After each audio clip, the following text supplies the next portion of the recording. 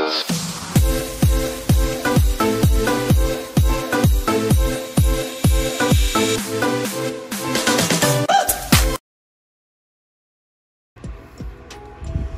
is up mga kakulisto, it's me again, Patrick Patricio. So huwag na natin patagalin, unboxing na natin, although hindi siya nakabox.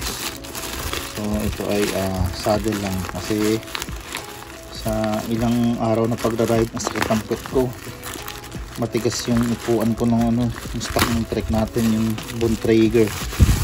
So bumili tayo sa Lazada ng malambot-lambot, syempre yung nakikita natin dun sa ito lang, saan na yung ating gunting. Wala ng gunting. Yan. Titigasan ako masyado dun sakit. So buksan na natin to. Yan. So na ito kasi nakita kong magandang review. So kung gusto nyo rin bumili ng ganito, ilagay ko dyan yung link sa description. So ito siya, simple lang. Kung nililipad yung mga plastic. So kularating lang nito ngayon. So ayan na yung brand niya, Sanyo Saddle JZ. So sana good siya. So malambot naman kaysa dun sa natin, so Bontrager. Medyo may katigasan. So meron siyang butas dito, syempre aircon sa ating mga egg balls. Yan. Okay.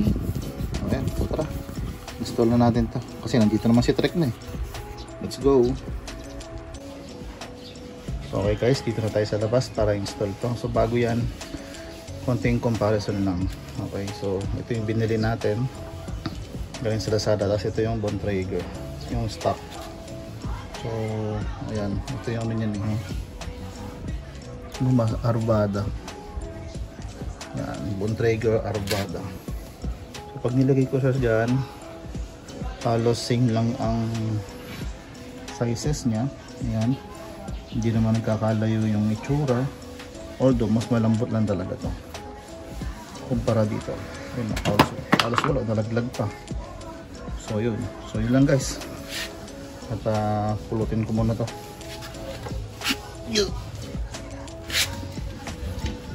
Yan. So ngayon kakabit na natin to.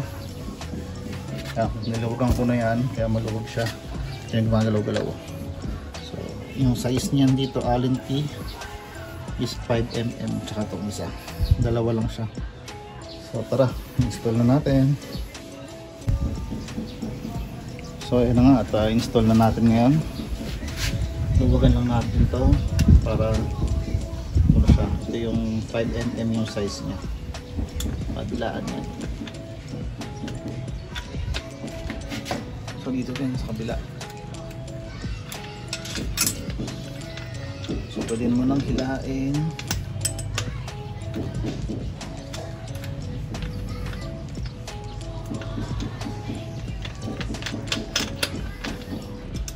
Ito siya basta-basta natatanggal mo.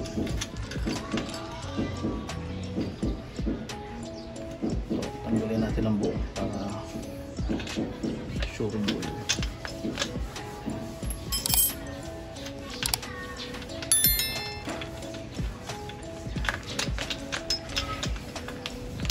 Yan. So ito na siya. So lagay na natin yung bago natin. Let's go. So guys, sa pag-install hindi siya rin pala ganun basta-basta. Ayun, so ito natatanggal siya. Okay. Tapos ito, ayan. Kung kita nyo itong ini-screw, depende sa angulo na gusto mo. Yung pag-aanohan na yun. Ito naman na iba yung nagagalaw ko itong mismong ayun. Yan. Depende na yan sa pag-screw mo dito sa ilalim. Pares nandun. Ito nga lang, hindi ko na siya tinanggal. Para siya, ganyan na lang. Okay. So yan, tara, install na natin. Install na natin. So nakikita nyo, pinasok ko na itong dalawang screw. Yan, kanina ba nakatanggal to, ngayon pinasok ko na para hindi na malaglag to. or magiging alalay na lang. Tara, subukan natin.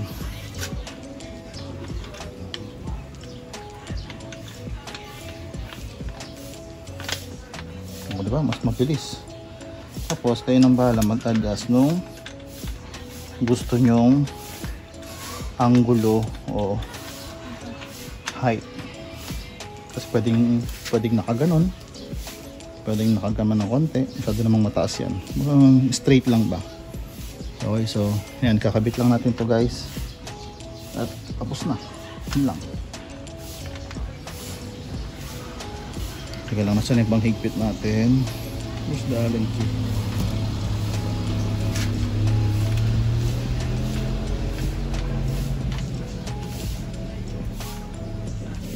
Yan, so depende na sa inyo yan kung paano yung height, no? Kasi pwede mo siyang up and down, eh. Kasi sa inyo na yan. Okay, so hindi ko lang kung straight na siya or what.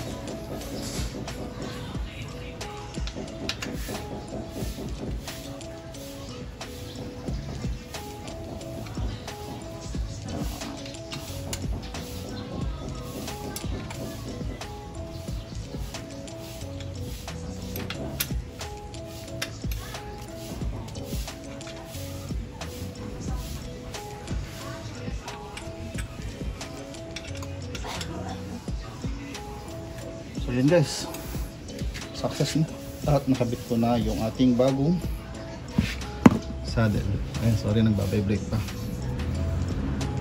So yun lang guys, at maraming salamat sa panonood nyo. Yun, may dumadaan na motor, pasensya na. So okay guys, ayos na to. Okay, so ito siya guys, quick montage lang natin. Okay na to guys, konting adjust ko na lang to kung para makita nyo lang. Okay.